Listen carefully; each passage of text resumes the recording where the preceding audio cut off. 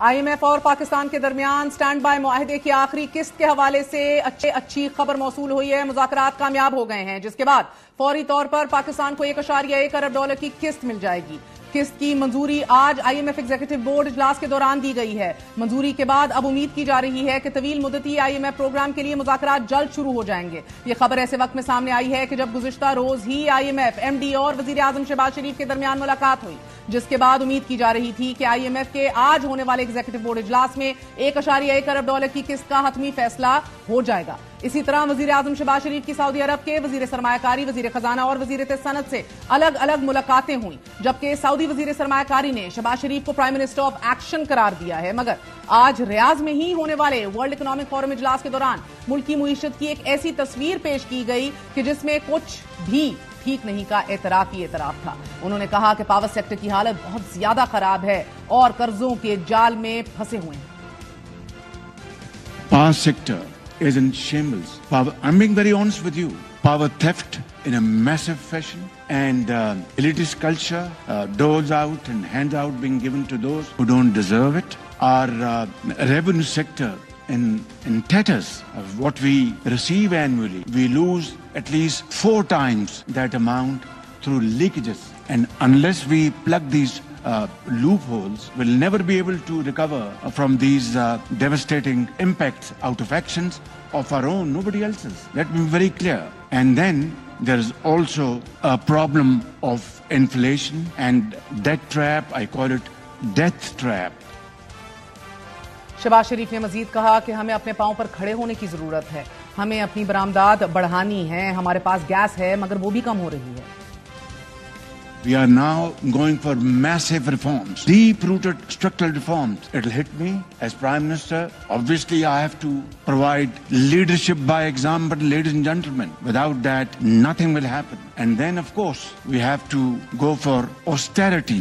And 3, we have a very young population. And this young population, which go into hundreds of millions of boys and girls, is a challenge, yet a great opportunity. So we have to provide them with modern tools and technologies.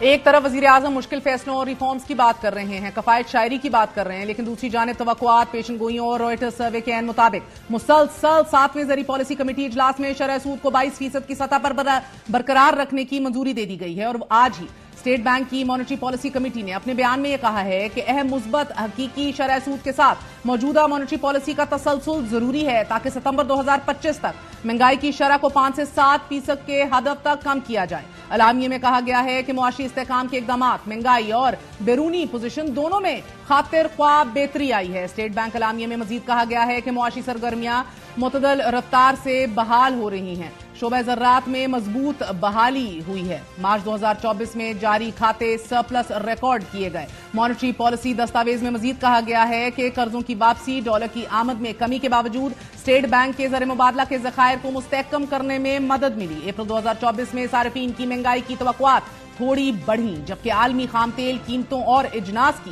بہتر فراہمی نے مہنگائی کو کم کیا ہے، لیکن gas کی قیمتوں میں اضافے کے پیش نظر جو تخمینہ اسٹیٹ بینک نے لگایا تھا، مہنگائی اس سے بھی زیادہ تھی۔ پالیسی بیان کے مطابق IMF سٹاف لیول معاہدہ طے پانے سے زر مبادلہ ذخائر میں مزید بہتری ہوگی۔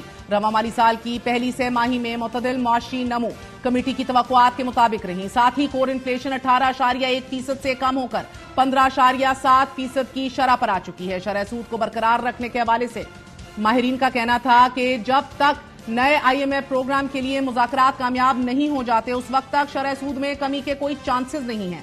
گزشتہ روز ہی روئٹرز ماہرین نے شرح سود کو برقرار رکھنے کے حوالے سے بھی پیشن گوئیاں کی تھی۔ ناظرین، 4 نے 100 بیس پوائنٹس، 2 نے 50 بیس پوائنٹس کمی، جبکہ 8 ماہرین کے مطابق IMF نے نئی ڈیل کے بعد شرح سود میں کمی کی پیشن گوئی کی تھی۔ اسی طرح ماہرین کے مطابق شرح سود کی شرح برقرار رکھنے کے پیچھے مہنگائی میں بتدریج کمی ہے۔ اسی حوالے سے ہمارے ساتھ بات کرنے کے لیے موجود ہیں شعیب، ہمارے سینئر رپورٹر ہیں۔ شعیب، بہت بہت شکریہ ساتھ دینے کا۔ فرمائی دیجیے گا کہ وزیر اعظم نے اہم ترین اعتراف کیے ہیں، ڈیپ روٹڈ اسٹرکچرل ریفارمز کا کہا ہے کہ وہ ناگزیر ہیں، کفایت شاعری اور آسٹیرٹی کا ایک بار پھر ذکر کیا ہے، اور آخری قسط بھی سٹینڈ بائی کی ہمیں مل چکی ہے، مگر گوئنگ فارورڈ کیا ہماری مکمل تیاری ہے for a longer term programme? جی میڈم، اصل میں جو IMF کے ساتھ ہمارا پروگرام چل رہا ہے تو یہ ایک سیریز ہے، جیسے یہ پروگرام ختم ہوگا تو یہ سیریز نئے پروگرام میں دوبارہ کنٹینیو ہو جائے گی. اور جو ہمیں توقعات ہے وہ آج تو چونکہ اسٹیٹ بینک نے جو شرح منافع ہے اس کو ان چینج رکھا ہے، لیکن چونکہ پاکستان میں مہنگائی کی شرح کم ہو رہی ہے، اس لیے اس بات کا امکان ہے کہ جو جون میں جب یہ دوبارہ اجلاس ہو رہا ہوگا تو اس بات کا امکان ہے کہ جو شرح سود ہے وہ کم ہو جائے.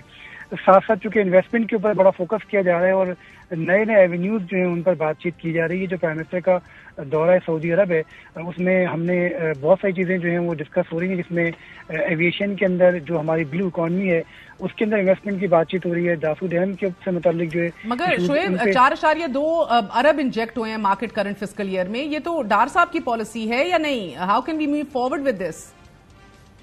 جی ایسا ہی ہے، چونکہ کچھ چیزیں چینج ہونے میں ٹائم لگے گا. جو اس وقت کی پالیسیز تھیں وہ اسی جیسے ابھی ہم جس قرض پروگرام کی بات کریں جو آج ہم نے مکمل کیا، جس میں آج ابھی ایگزیکٹو بورڈ نے پاکستان کے لیے 1.1 بلین ڈالر کی اپروول دے دی ہے. اس کا اعلامیہ بھی ابھی جاری ہو جائے گا. یہ منسٹری آف فائنانس سے جو ہماری بات چیت ہوئی ہے ان کو گرین سگنل IMF کی جانب سے جاری ہو گیا ہے. اب یہ جیسے اعلامیہ آتا ہے تو یہ پاکستان کے ریزرو کو بہتر کرے گا اور ساتھ ساتھ یہ بھی شو کرے گا کہ پاکستان کی بہت بہت شکریہ شعیب، ہمارے سینئر رپورٹر ہمارے ساتھ موجود تھے on economic affairs. Thank you very much.